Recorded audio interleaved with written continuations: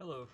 Um, so I wanted to talk a little bit, just talk a little bit about the programming team, kind of how we've done things this year, um, and also um, kind of what it's like, what kind of maybe things that you might work on, and also um, possibly just what we may do next year. Um, anyway, so. Um, Our team, we program in Java language, and we um, use a, a kind of a set of programs or a set of a library called WPI lib, which is library, and so that's under Java. There's also a C++ library, but we don't use that. But it's something that's uh, a potential for somebody if they wanted to take on a different language than they know. Java is a object-oriented language, and so it's what they call object-oriented. It's uh, it's taught in all the AP computer science courses. It's an introductory language in a lot of college classes. It's uh, developed for um, all sorts of applications and software, and so there's a lot of opportunity to develop in Java. Um, and in our case, we're using Java on the hardware for the robot, so it's what you'd call embedded uh, Java, I guess. So on the so a basic idea. So on the robot, you have the RoboRio, and this is a computer that runs a Linux OS, and they call this a real time OS because it's trying to have an exact timing, and on this you run the JVM, the Java Virtual Machine, runs runs on the Linux OS, and so uh, when you compile a Java program, and compiling is the process to turn what you write in kind of an English, kind of a normal readable language into language that the computer can read. And in Java, it it compiles into what's known as just byte code, and so the byte code isn't uh, a full. It's not fully machine code, and so with the byte code and with the JVM, then this reads in the byte code, and then it'll output some machine code. So this is where the machine code, and that's what the computer will will run when you pass it. Now, the Java byte code's usually in like a jar file or something like that, so it's getting read. So when you compile Java, you'll get like a jar that gets read by the JVM. Uh, so that's a kind of a basics of that, but the Java library uses WPI lib, and what the library gives you, it give it gives you uh, code that accesses the hardware, the robotics hardware. So, like if you had a sensor, or if you have motors, or if you have, say, I don't know, camera, possibly, uh, or um, that's generally kind of the class of sensors. Might be something like a gyro, an encoder, a switch, like a limit switch, a um, or a or like a photo switch. Motors can be, all sorts of brushless, brushed. There can be several different options for motors. Um, but so WPI generates or has uh, a well, it has a class usually that specifies for each of these kind of sensors or things like that. So with object-oriented language in Java, you have each of the files that you build. Everything's written in a class. So you might have a class that's say gyro class, and so a class just kind of encapsulates everything that you might need to know about the gyro. So you might need to know the say like the angle of the gyro is something you might need, and you might need a method. So a method is like a function, or a method is just a set of instructions that you can run. So in this case, if you had a get angle method, and I'm going to just erase that. Well, so the angle would be like a double, and you might return angle or something. So this would be so this is kind of class. So this everything like your parameter here, your method here, everything that you're doing is in a class. And so when you're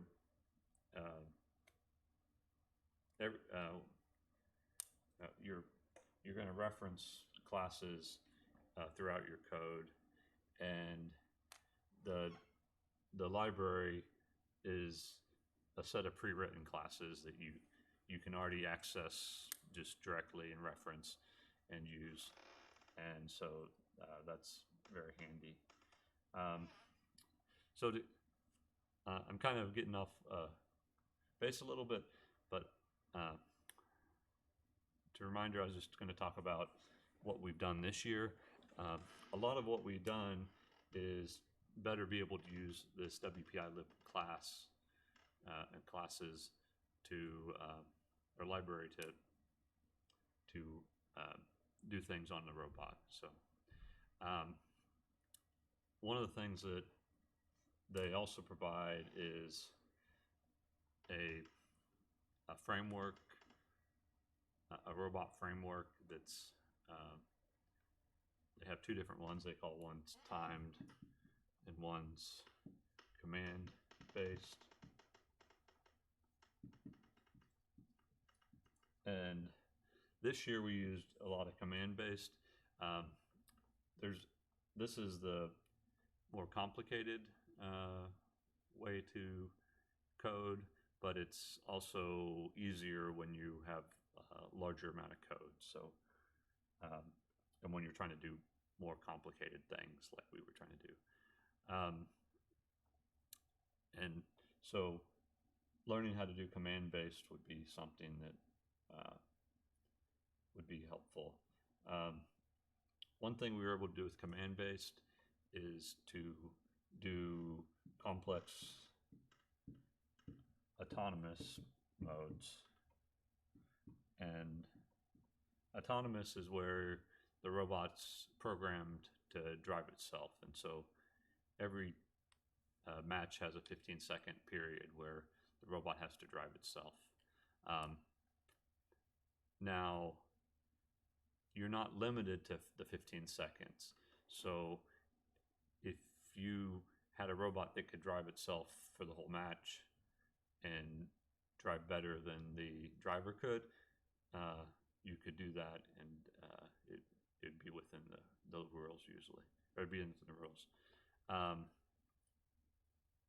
That's very complex and very hard to do because for a lot of reasons. But every year there's teams that get closer and closer to being able to do that. So maybe in the next, if you're a freshman this year, maybe by the time you're a senior, maybe there'll be robots that can drive themselves for the whole match. I don't know. That'd be pretty amazing. But this year there's teams that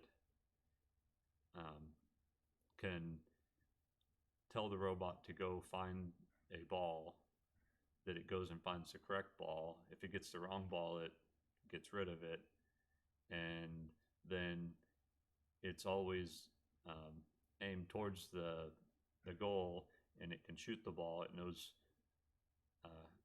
how much power to give the motors to shoot from different spots, and it knows how to move the aim of the shooter around to always be where it's supposed to go. And then when it's ready, it can shoot the ball. And so that robot's really close to being able to just say, I'm going to push a button, and now the robot's going to make all the decision which ball to go to next, and how to get there and everything. And so this year, probably more than any, the robots have been really close to the best robots in the whole competition. I mean, there's probably maybe less than 5 robots that can do something like that. And so, but you can imagine in the next 3 or 4 years that you could have really, really complex robots, and all of that's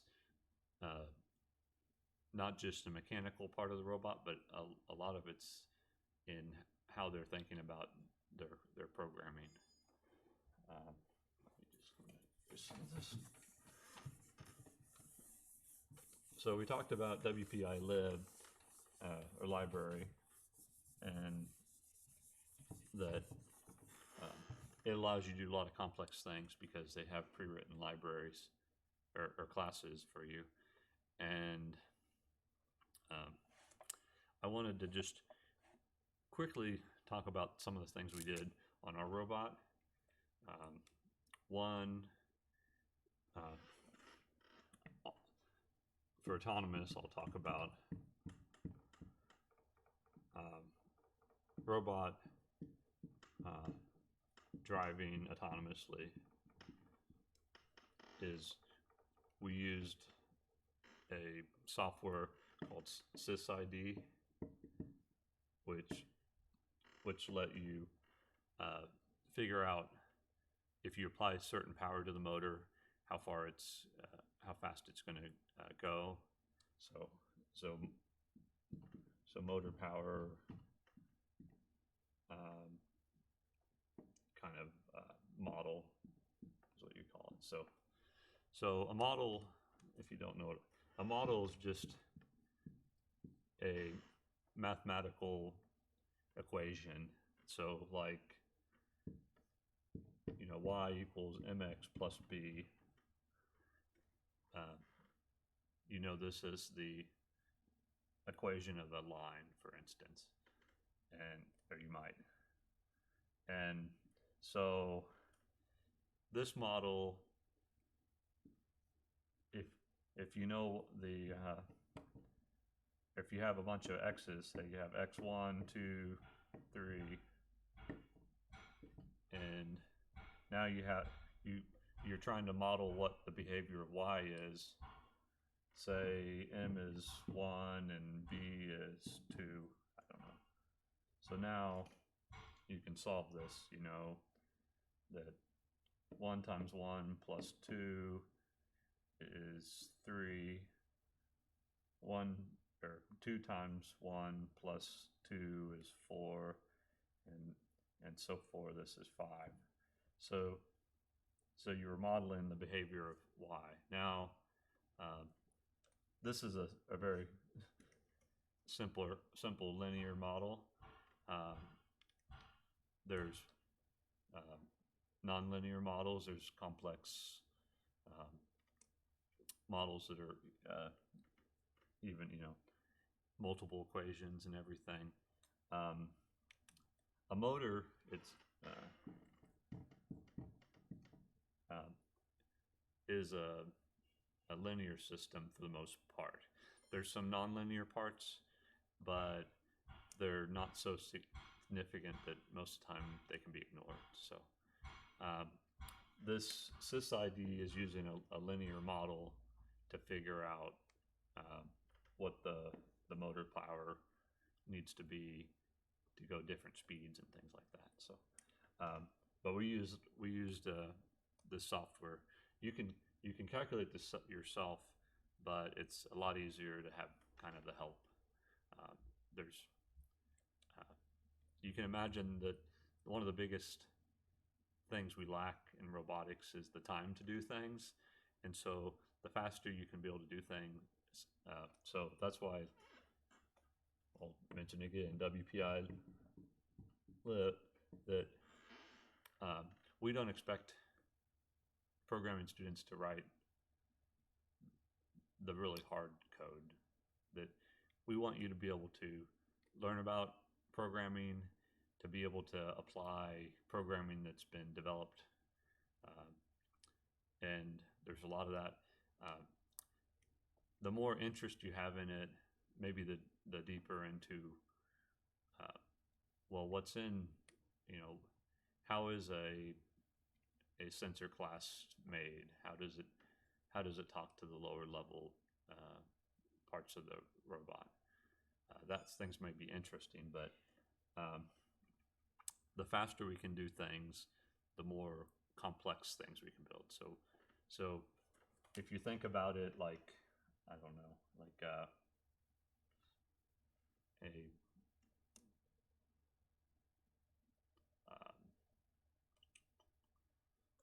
I'm thinking about some sort of building. So here's the foundation,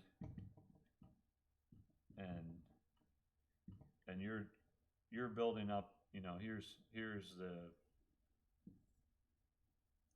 Here's the skeleton of the building. So there's already a building, and you're kind of the interior designer. You're coming in and putting all the furniture and all the things that make a building interiorly nice, but the structure and the foundation of it's been kind of already pre-built for this program. So let's see. Where's my bad building?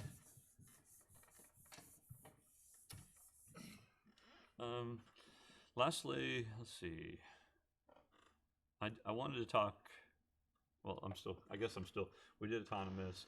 We built a model, and once we knew how fast we needed to spin the motors, we generated some trajectory paths. So a trajectory path just is, an XY point and another XY point, or sorry, Y2. And now if you go from here to here, you got a kind of a straight line. Maybe it also has like a theta point, So say you're pointed at like 90 degrees, and here you want to be pointed at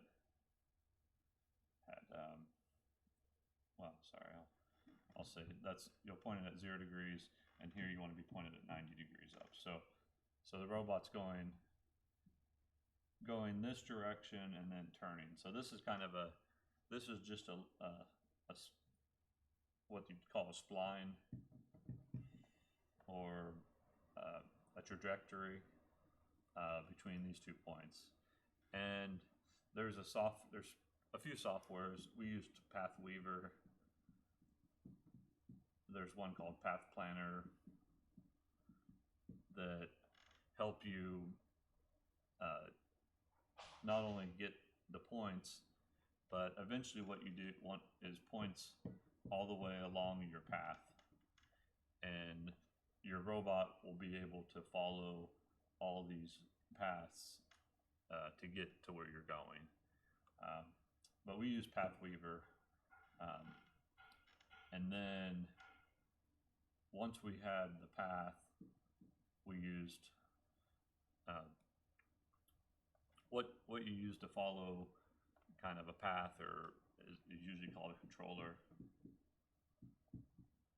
And in our case, we used one called Ramseat,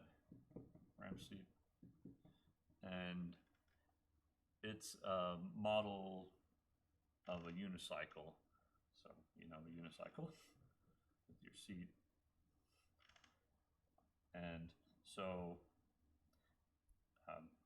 this happens to be a pretty good controller. It follows the path, but if you say if another robot hits you, there's some ability to come back to the path and try to find where you're going.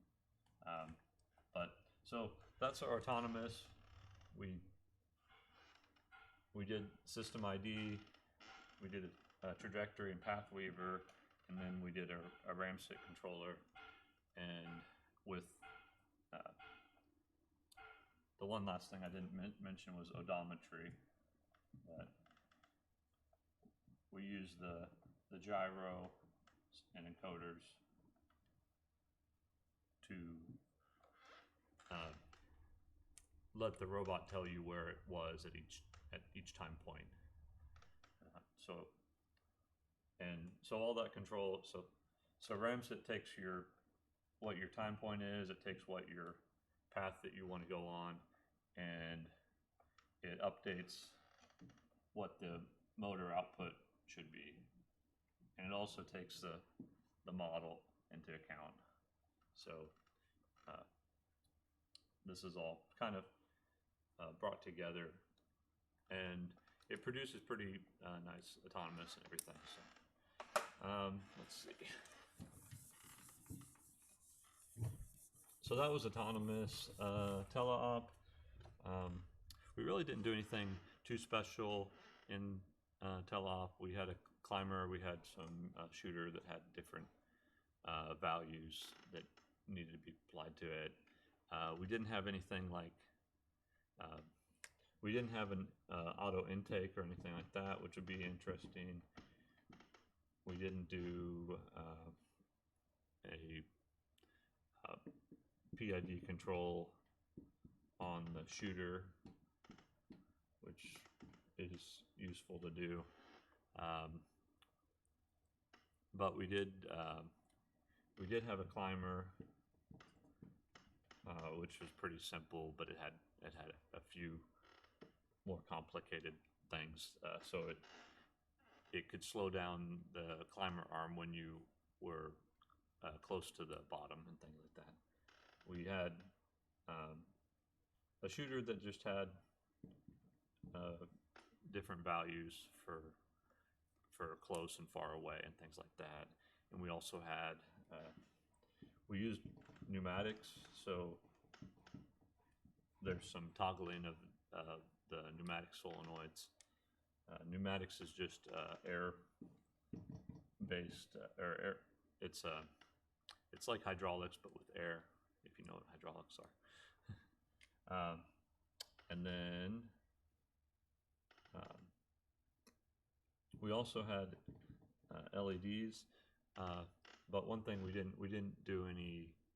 We did just very simple animations, but animated LEDs we didn't do. There's more LED classes that people are working on that might be interesting, and that's mainly it for. Oh, I guess the one thing I didn't talk about was vision systems and what we did there. But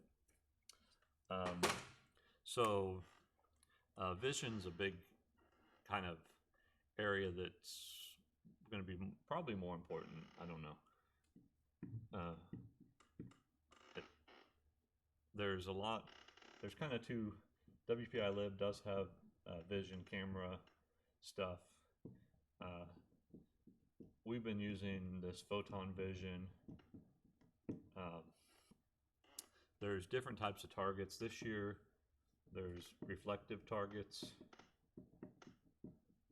Next year, there will probably be reflective targets, but there could be kind of tags, which are just like QR codes, basically, or sort of bigger ones. I don't know. And there's also kind of AI, artificial intelligent machine learning, sort of. So this would be like if there's a wall over here and it has some characteristics, like I don't know,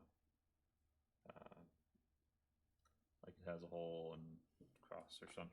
It has a window, I don't know. And now using some AI algorithm, it could find that. So there's a few teams that did AI machine learning. Reflective is kind of the gold standard of lots of teams do reflective targets. This year the targets weren't too bad, but there's more people you could do for that. There's a lot of development in tags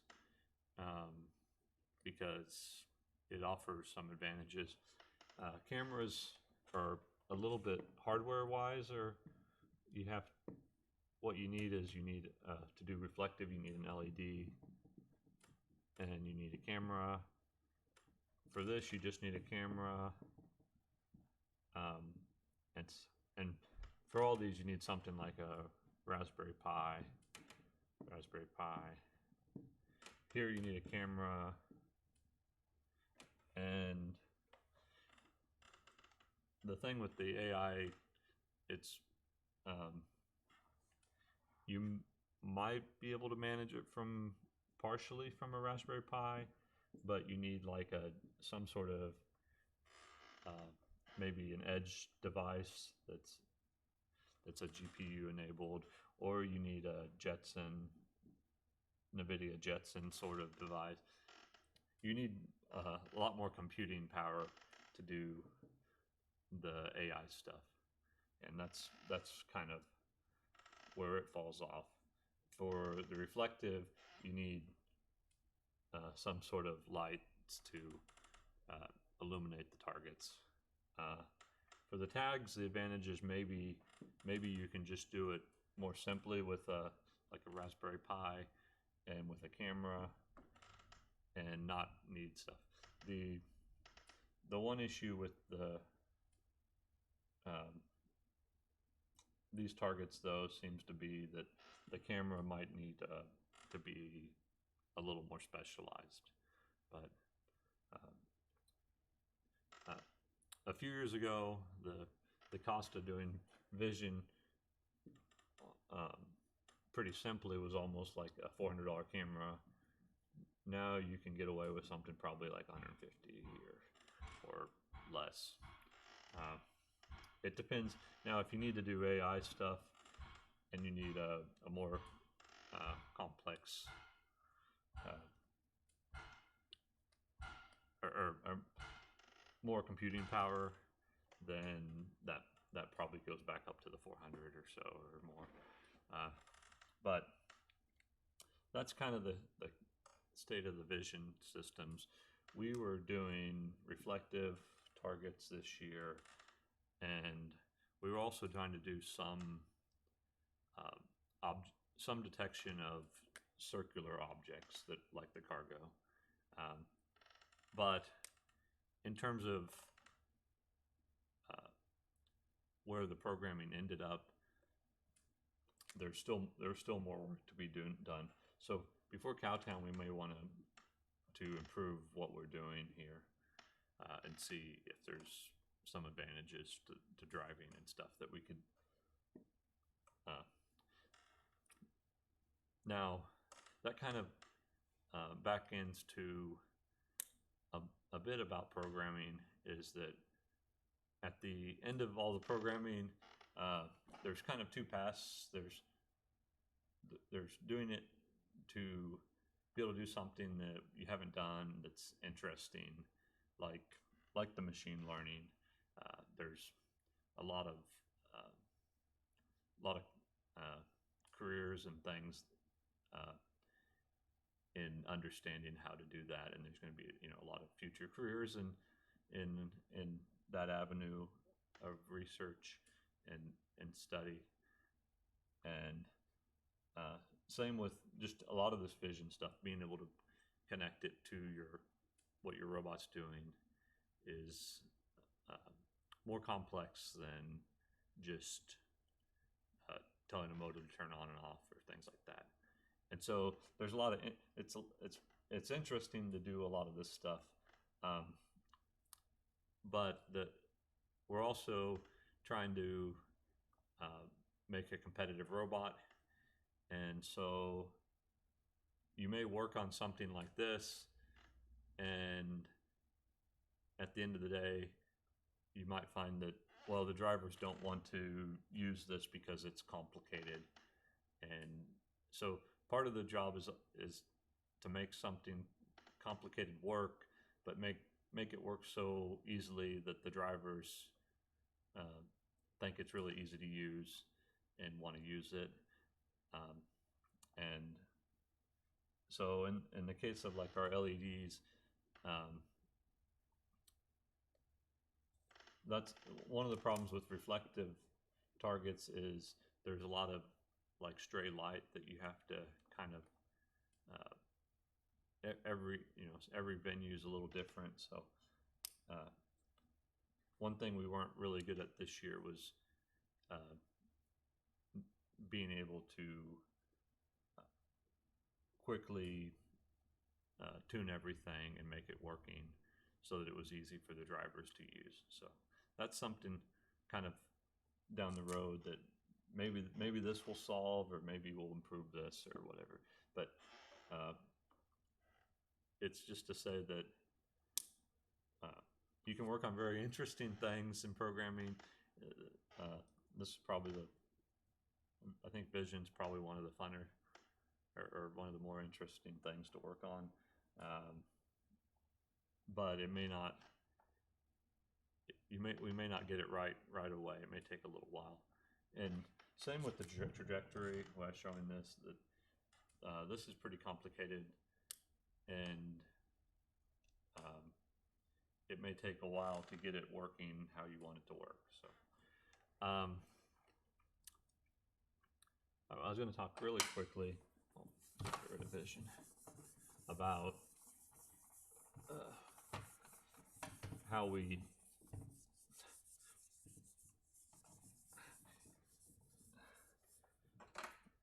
so all our code is written in VS Code, and so right now that's mostly on a Windows 10 computer. There's some things like code spaces, or I don't know, Gitpod. There's some things that would let you write code on any computer on the internet, but for the most part, VS Code works because you'll write it and then you'll want to put it on the robot and test it. Or, but at the same time, you don't need a robot. There's simulation, and this is something that we should work on learning how to do better. Simulation lets you write code and then just test and see how it would run on the robot. And that's useful because on the robot things can break and things don't always go well. And also you may not have the robot complete and you need to test the code before you, why it's still being worked on and things like that. And so simulation offers a lot of ways around that. But so you'll develop your code on VS Code, but and you'll save your code maybe on the computer, and then we use GitHub, and every person will have their own account on GitHub, and they'll be connected into the FRC 1108 kind of account, and in the FRC 1108 there'll be several different projects like 2022 SAM,